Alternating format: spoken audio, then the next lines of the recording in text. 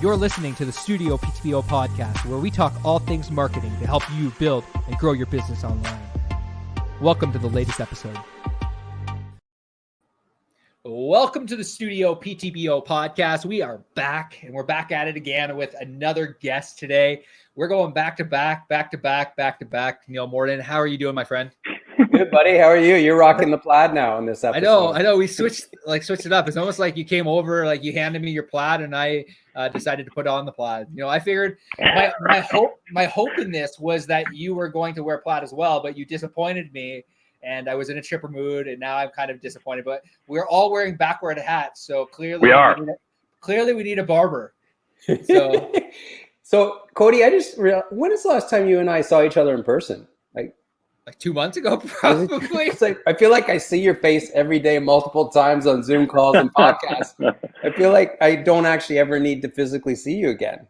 Is that okay? I'm totally okay with that. You know? I miss you, brother. I do miss you. Hopefully, you'll be back in the office soon. But we'll get there. Yeah, we have a special guest today on the show, all the way from Long Beach, California, and his name is not Aiden, even though he told us it was Aiden. All right. His name is Adam. Right. His name is Adam, and he runs the Posterlist.com in out of Long Beach, California. Ships his merch around the world, posters, T-shirts, hoodies, you name it. We had him on last year and talked about his journey, his entrepreneurial journey, but a lot's changed since then, and a pandemic hit. So, we wanted to have Adam on today to talk about how he's managed with his business through this, because, Adam, a lot of what Adam's business, and he can dive deeper into this, is really based around traveling to fairs and exhibitions and trade shows and whatnot to sell a lot of his merch. So, I want to talk to him about that today. I want to start by saying, Adam, I am so happy for your brother, you and Rochelle. She is cancer-free. Yes, thank you. That is amazing. I'm so happy for you. Thanks, man. She's battled cancer for years, and how long has it been, this battle? And it's been basically about 2 years since, and so she's just on the tail end of it. She's doing her. She's got clear margins. She had a unilateral mastectomy, and so she's just on the tail end of doing her radiation, but she had clear margins post surgery, so that's cancer free. And we're over the moon. So she's got about another she's doing daily radiation, like low dose radiation, for about another 3.5 weeks, and then that's it. Yeah, and Adam is Canadian, from Ottawa. I worked with him in Toronto for years, and but the insurance obviously doesn't cover all this, right? And so, go ahead, sorry. Yeah, and last year you started a GoFundMe type page, and a lot of your friends from around the world rallied behind you guys, and Tom Green, your good friend Tom Green, went on Big Brother wearing your merch, and just beautiful people, stepping up for you. And maybe just contextualize that a bit, how that came to be too.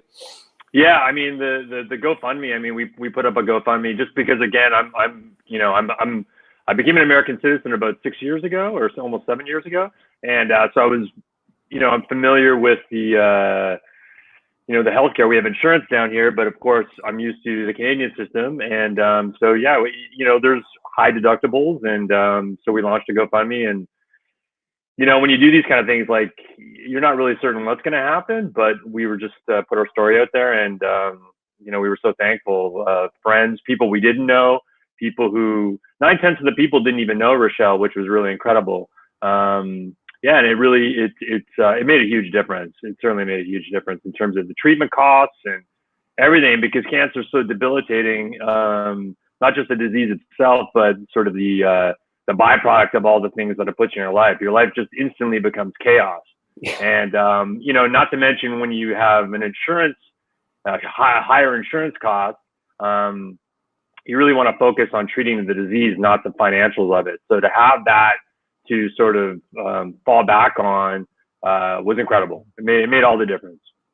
Amazing, man. Yeah. Sorry, man. Go ahead, Cody. Yeah, like it's incredible. Like you and I got connected last year in in Long Beach, and like, you know, like you've had quite the journey over the last year. You know, like us, like a lot of ups and downs. So, you know, I'm really curious, like, I don't know if we asked this question on the last podcast we did with you, but like, how did you, you know, maintain a positive mindset through all of this, you know, and run your business, and like, how, like, you know, a lot of people wouldn't be able to kind of get through this. And you kind of showed up daily and kept doing your thing. Like, maybe walk us through that. Do you mean during the cancer time? Yeah, like during I mean, I think you almost have no choice, really, you know. And I something that really works well for me is this was a 2-year journey, and dissecting it in small pieces. You know, you can't get to the end really quickly. You have to sort of take everything day by day. And so I kind of applied the same thing with business. I mean, business is always ups and downs. I mean, you're having incredible days and you're always hustling, incredible days and low days. You just have to go in it optimistically, thinking that the next day is going to be better. You know, you can't change what happened. You just can only kind of move forward and hope for more optimistic days. And I've always been an optimistic person. I try to sort of put as much positivity into things. You know, on a personal level, I mean, I surf and I run and I try to stay quite active. All those things are mechanisms to keep your mind on track, you know. And it was tough in the early days because, of course, I'm doing that for myself, and then I'm trying to do that for Rochelle, my wife, as well. I'm trying to keep her, you know, motivated, because she's not quite as optimistic as I am. And so to sort of keep her on that side of optimism, particularly with something that's so huge, you know, cancer. That was a big thing, you know, but, you know, we did it. You know, you just take it in small chunks. So I've again applied that in every aspect of my life. It's always small chunks, and then before you know it, you've kind of accomplished, you know, whatever goal you're trying to reach.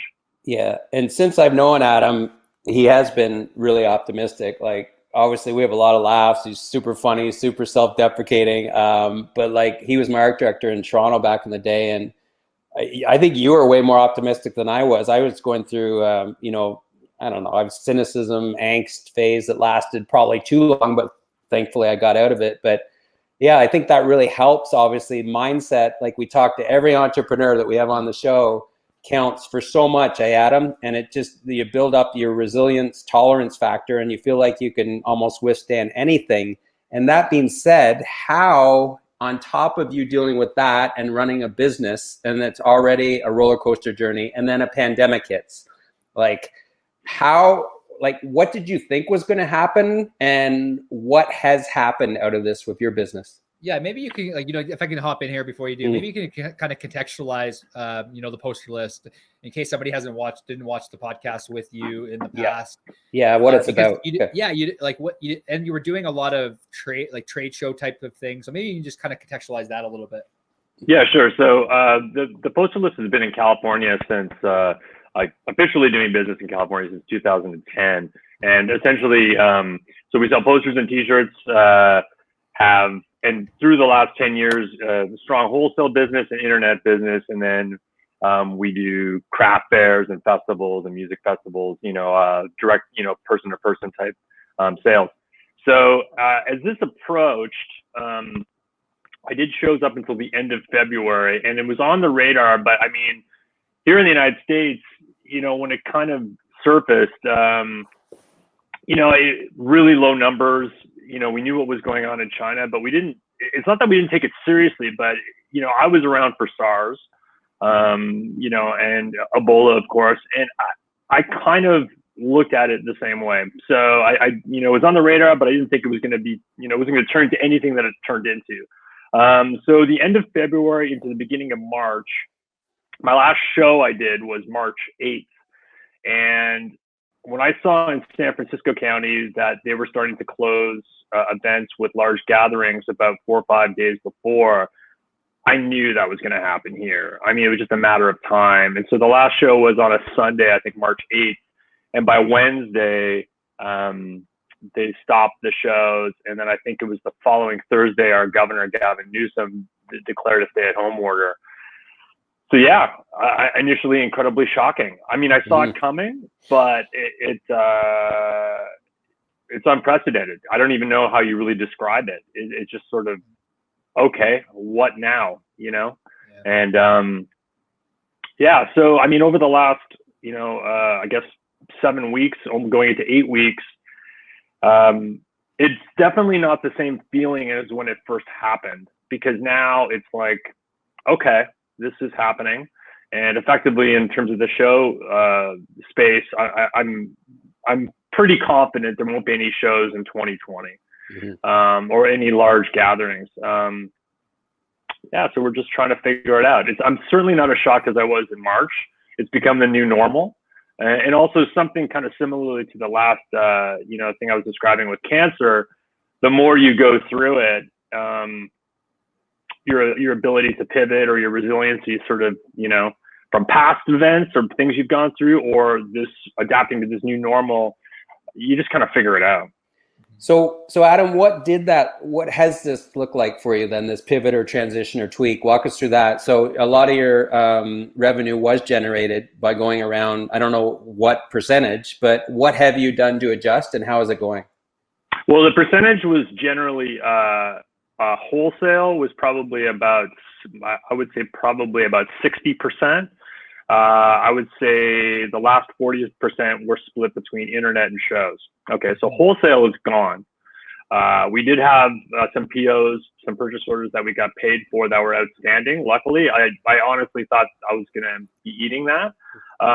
Any upcoming POs from a lot of the chains we sell to down here, all basically canceled and or postponed, which I think the postponed really means canceled. Yeah. So that left the 20% web.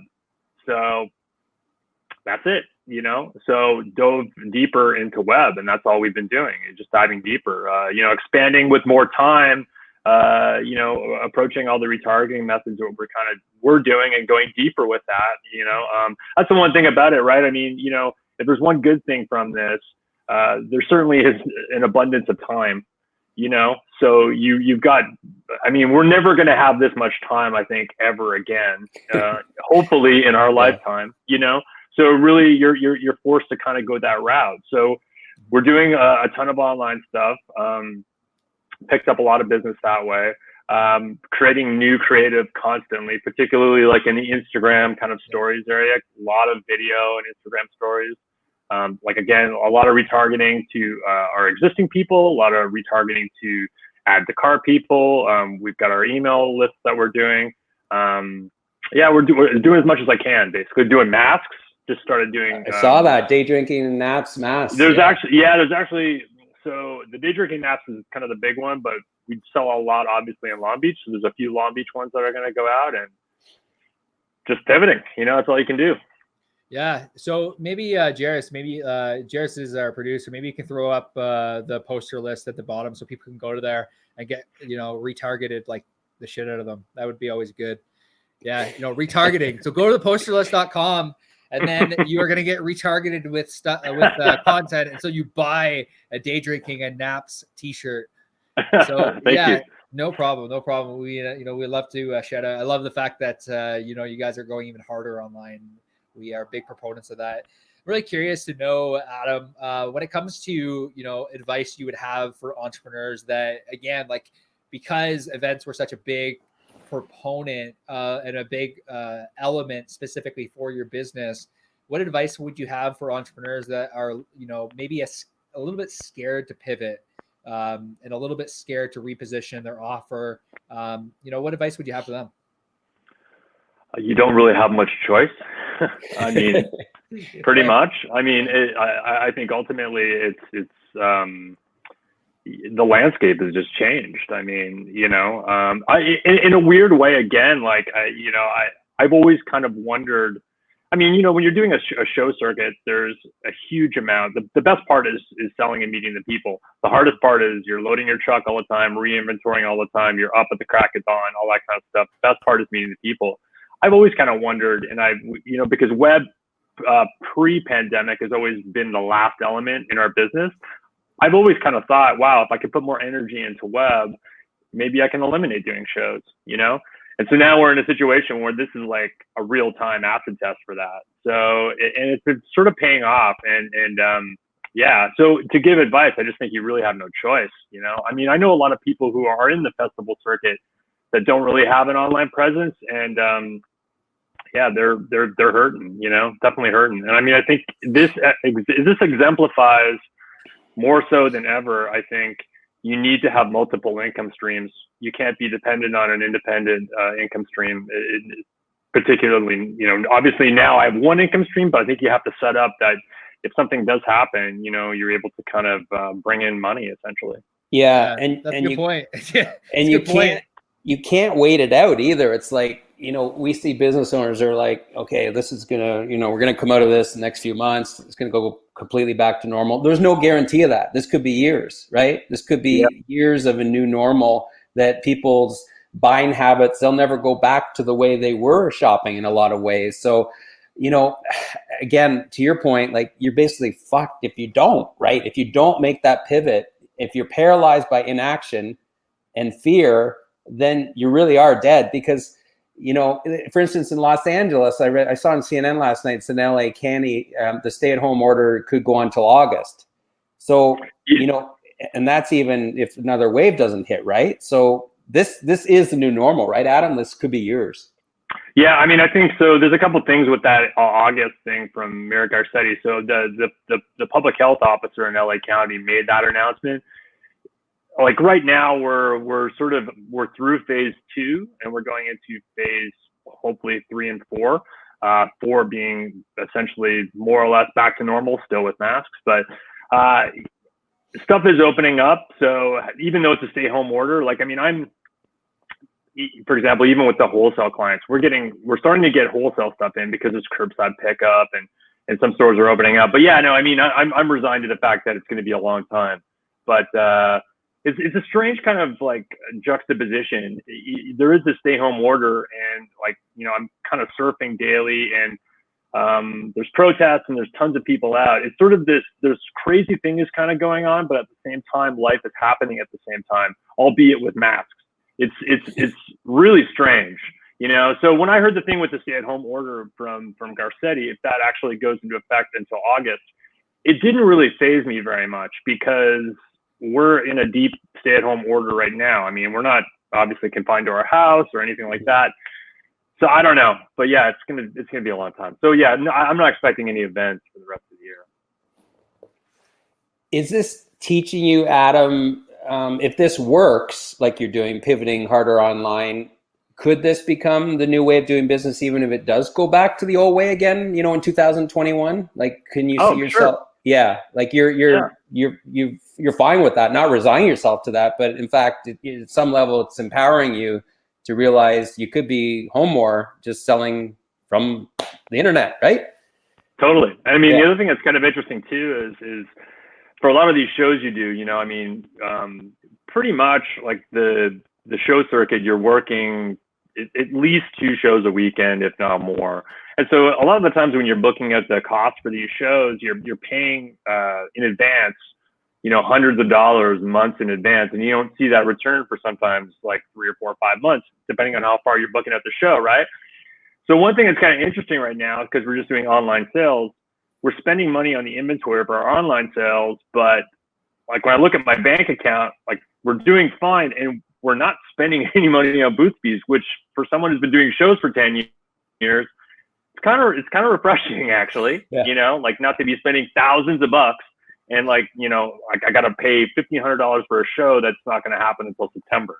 You know what I mean? Like I'm kind of digging that. You know what I mean? Yeah, no, it's really interesting. You make a good point about like being able to see like ROI in your business faster. And, online is just such an interesting spot that, a lot of people are being forced into. And I'm really curious, Adam, like, specifically as you were building the poster list, like it's obviously changed over the how many years has the poster list been a thing? 10 years actually this month in California. 10 years in California. So like, maybe like walk us through the genesis of the company, like in regards to like where it started. Neil talked a little bit about Tom Green in the past. Like, how did it get to where it is today, and what's your North Star? Like, where do you want to take it? Well, I mean, the quick synopsis from 2010 to 2011, we're just selling posters, mostly doing street fairs. 2011 all the way to 2017, we pivoted into doing apparel as well as posters. And by doing that, we did twice yearly trade show in Las Vegas, Magic, which is essentially the worldwide apparel show for buyers. Like, and we've sold to Nordstrom and Urban Outfitters and chains like that. That kind of brought us to where we are in 2015, 2016 down here in the United States. The retail climate, at least the mall climate, was not doing so great. And so that affected people like me. So around 2015, 2016 for apparel, which is a very small margin space, we had to pivot a little bit. And we weren't, I would say probably 2014, 2015 were our best years effectively, if that makes sense. So the last 5 years, really, we've just been trying to make up the difference that we kind of lost with the mall space kind of declining. So, you know what, the North Star has always been just put out good stuff, you know, good products that people like and make an honest living. Again, ironically, from what's going on with the pandemic, I've pivoted so many times because of economic climate, retail climate, buyers changing at different times, having to make these changes. This doesn't seem too unusual. So, I mean, honestly, I'm just trying to, you know, I'm living in California. I surf. I'm happy with my life. You know, I'm not looking to be like a $10 million company or anything. That's not really my North Star. My North Star is just simply happiness, and I am happy. And I think we've achieved all that. And you know, I don't really have a desire to be a huge company. I just want to continue what we're doing. Yeah, that's it. I mean, I would say based on the Adam I knew in Toronto, you lived out your North Star, because you used to tell me I want to be in LA, and I want to live there someday, and I want to surf, and I'd be happy if I can have a business there. And you were never a materialistic guy. It was never about the money for you. It was about happiness and gratitude and having fun and culture and street culture and all that, right? So yeah, I agree. I mean, you know, you know, and you know, you mentioned Tom Green. Like, Tom Green is a really old friend of mine, and he's helped me personally so much. He's helped the Posterlist so much. You know, and you know, he's someone who's obviously making a significant amount of money, but I mean, he's still the same fundamental person I've known forever. I mean, he still loves skateboarding. He still loves like a DIY type ethic, despite the fact, you know, and he sort of deals with the Hollywood machine. Yeah, I just, you know, money doesn't really shape me. You know, I like a simplistic kind of life. And the older I get, I think the more simplistic in terms of what kind of material goods like weigh me down, I want to get rid of. You know what I mean? I'm married. I got a couple dogs. I surf. We bought a house 3 years ago in California, which is a dream for me. That's it. You know, I mean, that's it. And you got Vans. And I got Vans. You know, it's so funny, Neil. There's a running joke. Neil and I used to wear. Do you still wear New Balance? I got them on right now. Oh my God! Look at that. So we used to always wear New Balance all the time, and so I literally, Neil, I ran out of my Vans died a little while back, and I'm in the midst of trying to get some more Vans, and I kept like 3 pairs of New Balance from that whole era at like Toronto era. And honest to God, I was wearing New Balance like that you would have seen easily like 13 years ago around Long Beach. And I got to say, I really like them. Well, they're back in style, that retro look, right? Like, I guess it never went away. But plus I'm shrinking a little bit as I get old in my height. Like, I'm getting a little bit, and so with the New Balance, they've got that kind of like the raised sole a little bit, so it gives me about 2 or 3 inches from what I lost in my height. Perfect. A little bit of pep in your step. I love it. Yeah. One thing before we like wrap up, I want to kind of call out Neil. I don't think Neil's ever actually been to California yet. You know, it's so upsetting. It's so upsetting. I'm gonna call you out before we end this podcast. Well, actually, the plan was to go this year. That was the plan, and that's not going to happen now. But that we had talked about it seriously. I was going to go this year and hang out with Adam, and go to a conference with you, Cody.